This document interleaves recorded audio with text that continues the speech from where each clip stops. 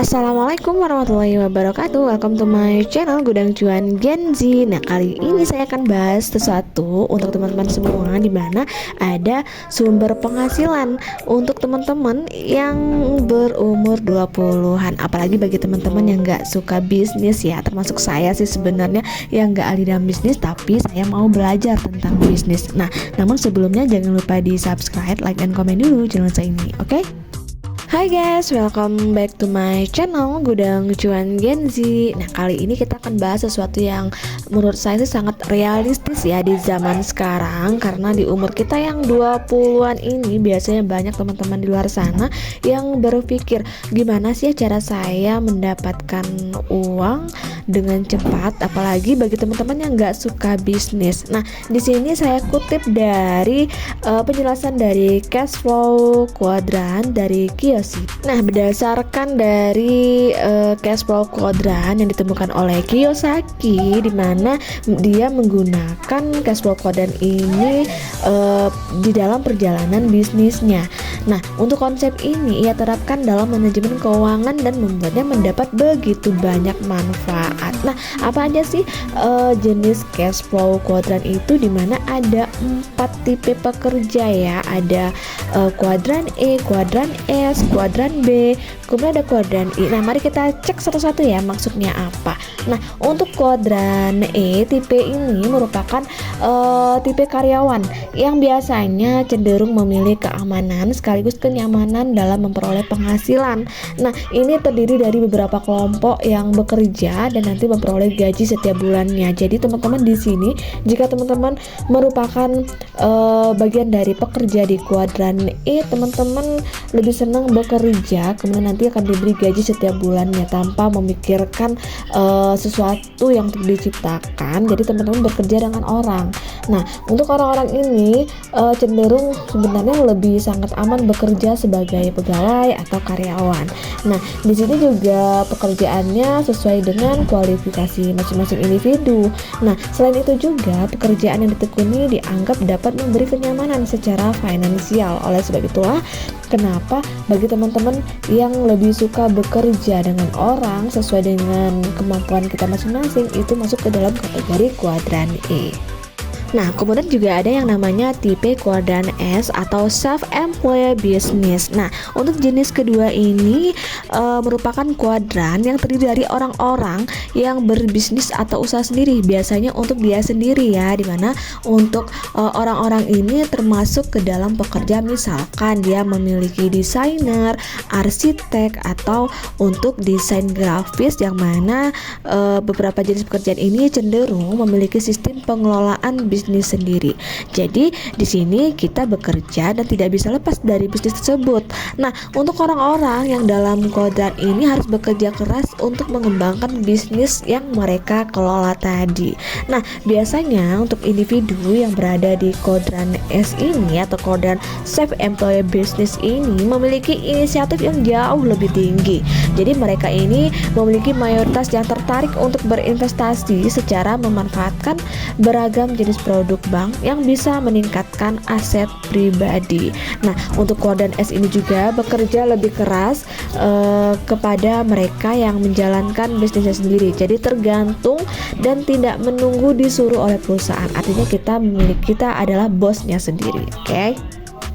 Jadi untuk yang tipe pekerja yang kedua ini, jika teman-teman memiliki skill yang ada pada diri kita, maka nanti kita akan menawarkan klien kita, sehingga dari penawaran itulah kita akan mendapatkan reward ataupun bayaran untuk dari skill yang sudah kita berikan. Nah, yang ketiga ada yang namanya tipe kuadran B atau big business. Nah, untuk tipe kuadran B big business ini merupakan kelompok individu yang mengelola bisnis dengan kapasitas besar ya. Artinya sudah memiliki perusahaan yang mana mereka memiliki karyawan dan nanti karyawan ini mereka gaji. Jadi profitnya mereka dapatkan dari perusahaan yang sudah mereka kelola. Nah, biasanya orang-orang yang masuk ke dalam kelompok kuadran B ini punya inisiatif yang sangat tinggi. Jadi mereka cenderung bekerja dengan keras dan juga cerdas, jadi sangat fleksibel bekerja secara individu maupun tim, dan tidak ragu untuk meninggalkan zona nyaman. Ini yang paling penting. Siapa di sini yang susah banget ya keluar dari zona nyaman? Nah, sekali-sekali nggak apa-apa teman-teman mencoba keluar dari zona nyamannya. Misalkan ya teman-teman sudah asik bekerja di perusahaan ini, jadi teman-teman ingin membuka usaha, artinya teman-teman mulai mencoba keluar dari zona nyaman. Nah, tentunya untuk orang-orang di Kodan ini memiliki keberanian yang sangat tinggi dan juga keberaniannya dalam berinvestasi, dan mereka juga nggak akan ragu menggunakan produk pinjaman karena memiliki cash flow yang stabil. Yang tipe keempat yaitu ada kuadran I atau investor. Nah, jadi untuk kuadran I atau investor ini memiliki level tertinggi dari ketiga jenis kuadran sebelumnya. Nah, di sini di kuadran I ini kita mendapatkan penghasilan dari sumber investasi kita. Jadi kita memiliki dana, kemudian kita investasikan, apakah itu ke cryptocurrency atau ke saham, maka nanti teman-teman akan mendapatkan keuntungan berupa dividen. Nah, biasanya di sini mereka udah mencapai kebebasan finansial dan kebebasan waktu sehingga bisa berada di titik ini. Dan orang-orang yang berada di kuadran S ataupun B juga memiliki peluang besar untuk masuk ke tingkat kuadran I. Namun berbeda dengan individu kuadran E yang cenderung merasa lebih nyaman untuk bekerja kemudian bekerja dengan orang. Jadi di kelompok ini orang-orang yang sudah tidak lagi aktif bekerja namun mengandalkan hasil investasi mereka. Nah, tentunya dibutuhkan usaha yang keras agar bisa mencapai kuadran I. Nah, banyak hal yang harus dilakukan dari seseorang yang juga memiliki mental yang kuat agar bisa sampai di level I atau level investor, di mana kita memiliki kebebasan finansial dan juga kebebasan waktu. Nah, sekarang di mana sih posisi teman-teman? Di kelompok mana yang menunjukkan posisi teman-teman sekarang? Nah, pastinya teman-teman ingin berada di kuadran I kan ya, yang memiliki kebebasan finansial optimal dan terbebas dari waktu kerja produktif.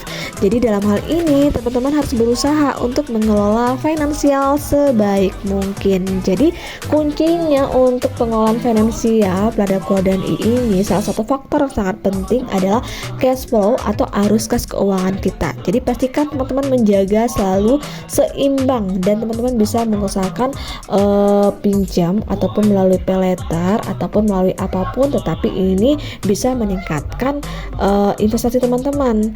Artinya jangan sampai hutang ini teman-teman gunakan untuk hal yang tidak produktif, sehingga akan menyesatkan teman-teman dan akan memiskinkan teman-teman jika hutang ini tidak kita gunakan sebaik-baiknya.